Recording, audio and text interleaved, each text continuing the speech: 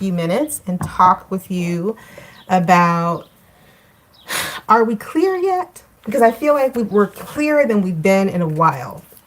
So, tearing up and down the social media streets, right?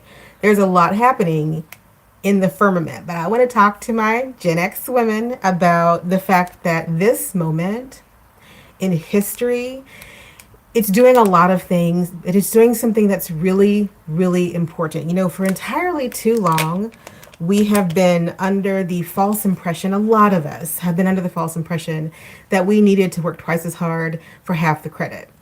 And the reason I say it's a false impression is because we did have to work twice as hard for half the credit. But it was under the assumption that a bar had been set somewhere, right? And that bar was the standard, like the gold standard.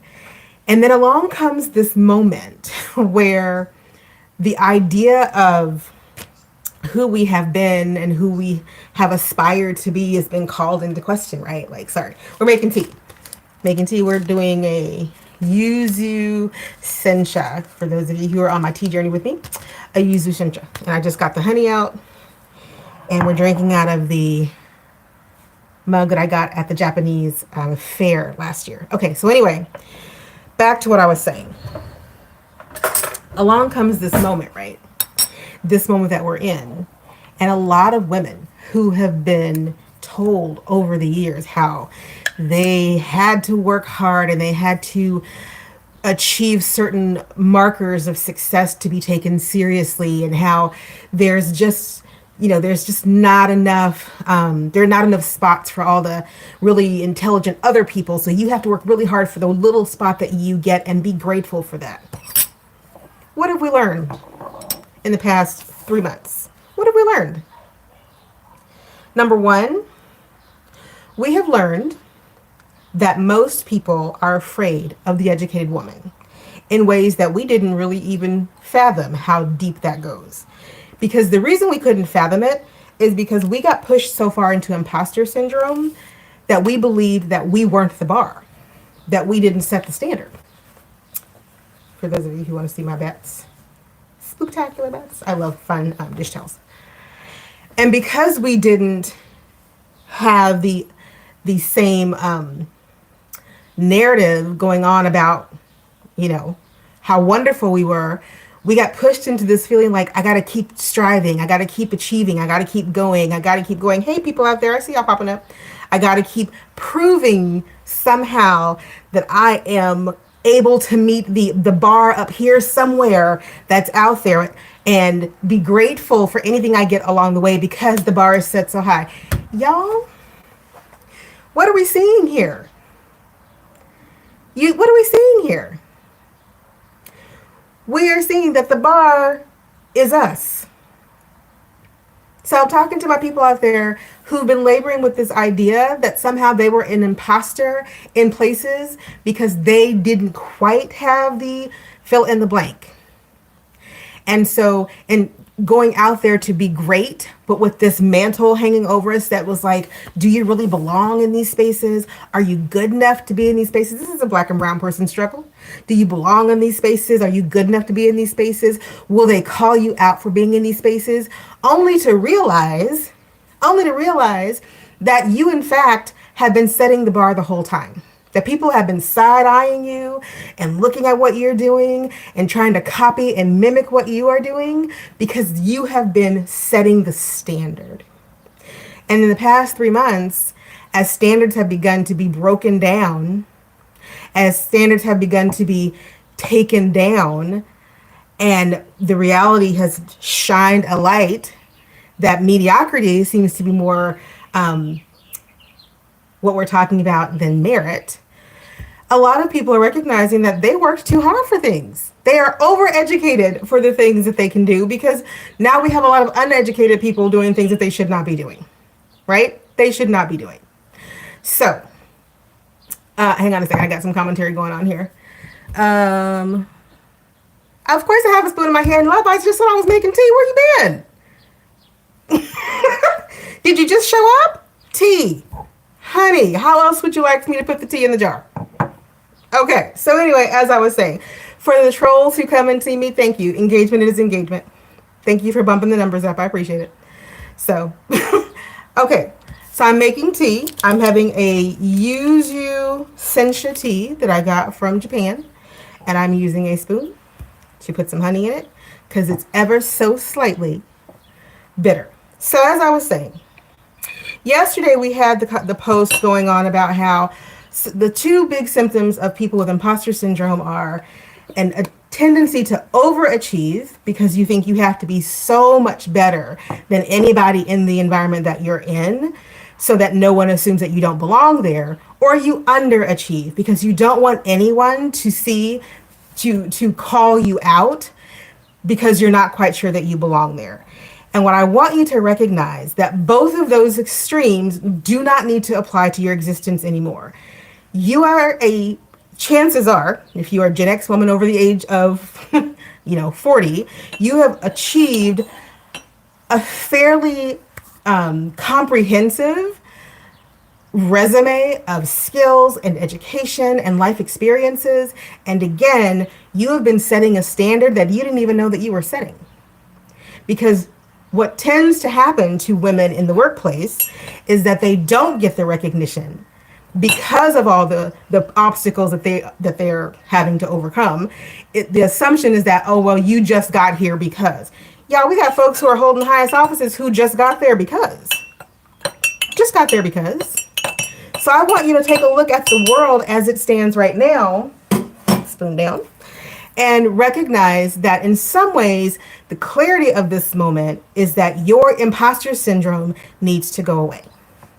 It needs to become a thing of the past. And this is for anyone who has had those moments where you have believed that somehow you had to prove you should be someplace where you absolutely belonged because you did the work. You did the work. Therefore, you get to be there. Today is match day for a lot of, for the medical school students. I love match day. Several of my friends' children are looking for their match. And so we've gotten some emails that they got their residency programs. They're so excited.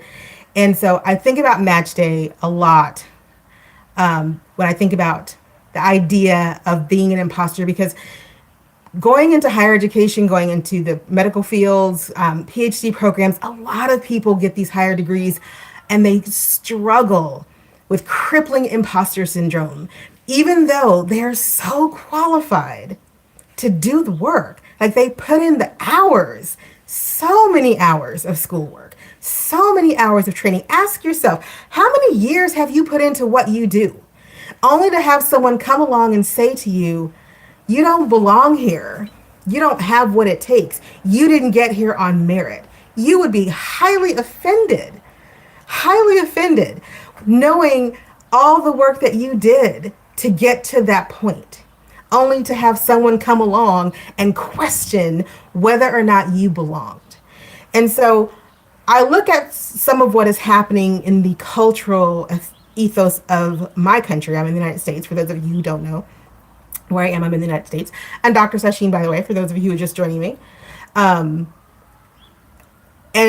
the question of meritocracy always comes up on the fringes.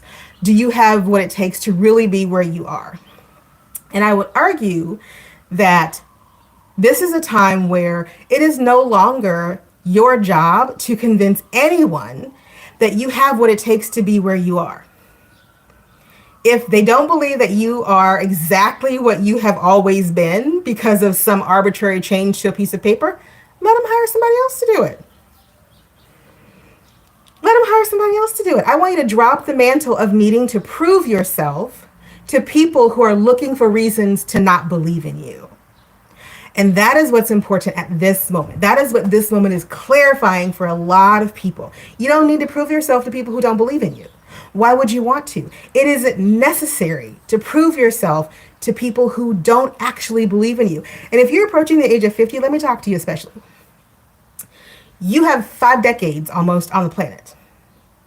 Do not let somebody who has yet to see half a century tell you that you don't belong someplace because you don't have the the skill sets to be there when you've been doing it for 30 years, 20 years, 25 years, because that is ridiculous.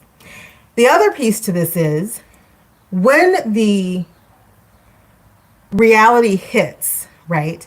And you realize I don't have to prove myself to things and to people who have a vested interest in not believing me anyway, then you have a chance at freedom.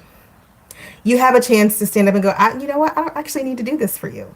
Because not only do I not have to do it for you, I could probably do it better as a freelancer, for another company, for your competitors, in another country, under my own business. Fill in the blank.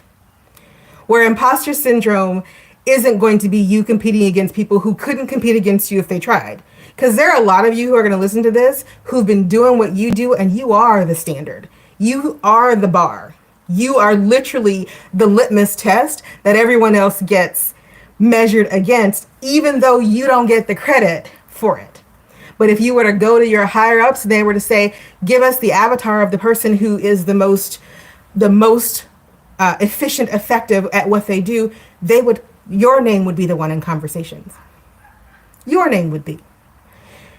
And so the days of having to prove to people that you deserve to be where you are, those days are over. Let them lay you off. I guarantee you, if you're good at your job, someone else is salivating in the wings to pick you up.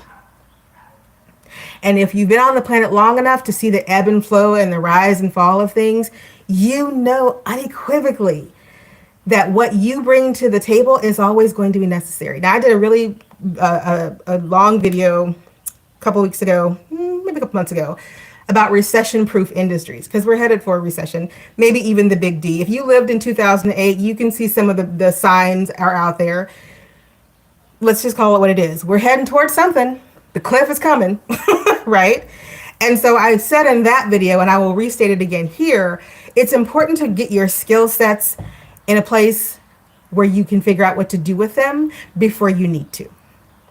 It is important to look at what you already know, what you already do, and how that can be parlayed. If you're not in an industry that tends to weather recessions very well, this is a good time to start figuring out how you can parlay yourself into an industry that does weather recessions very well. Because not all recessions are created equally, and not every industry goes up and down in a recession. Some things just never go away. They just don't. Some things do. Some things do, but some things do not. Now, I'm not going to go through that whole video because, again, it was a long video. I'm going to let you go watch it if you'd like to. It's back on the channel. What I want you to take from today's conversation, hang on. It was too hot. I couldn't drink it yet. Oh, that's so good. I'm really loving this Japanese tea. It's so subtle, but it's got such a great flavor to it. Yesterday, it was caramel, and my whole house smelled like caramel because it smelled so good, and it tasted like caramel, y'all. It was just so good. Anyway, as I was saying, there are too many people right now of a certain age who are terrified that they're going to be phased out, laid off, moved on. And I am telling you that if you are of the Gen X generation, because my channel is geared towards the Gen X generation, your biggest struggle isn't what am I going to do if. Your biggest struggle needs to be, I have all of these options now. What do I do? Not everyone is meant to be an entrepreneur. I get that. But everybody of a certain age who's been doing what they do and are specialists at what they do has a skill set that they can parlay into the next best thing for them without waiting and wondering. Because let me tell you something, as someone who's been in education for a long time, your skill sets now are still in high demand, even if you're 55, 65 years old. You know why? Because we have cranked out a lot of educated people with degrees that don't do anything. A lot of them with degrees that do not do anything, that do not allow them a skill set that they can actually parlay into something other than working in a corner office shuffling papers all day long. There, I said it. But those of us who've been on the planet for a decade, for half a century or more, know that we have some skill sets through the experience of time, through the jobs that we've worked, through the education that we've acquired, that our Gen Zers just don't have. So we are in a unique position to actually parlay this time in history into a avenue for us to be okay if we recognize that we are no longer in the imposter syndrome phase of life, because we were never the imposters. We were always the standard. We were always the standard. So thank you for tuning in. I appreciate it. Hi, Ryan. Thank you for tuning in. I get Dr. Thick now. I'll take that. Hi, FBA Hustler New York. Good to see you.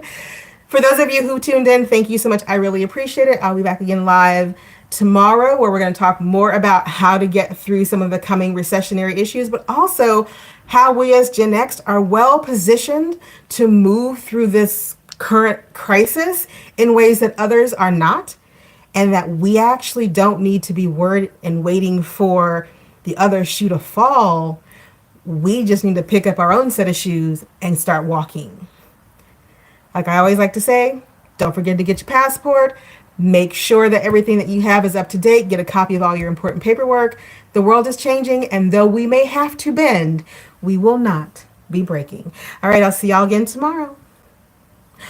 Wendy, I got this tea from the Sakurako box. We order it from sakurako.com, and we get a box from them every month from Japan, and it comes with all kinds of really amazing teas.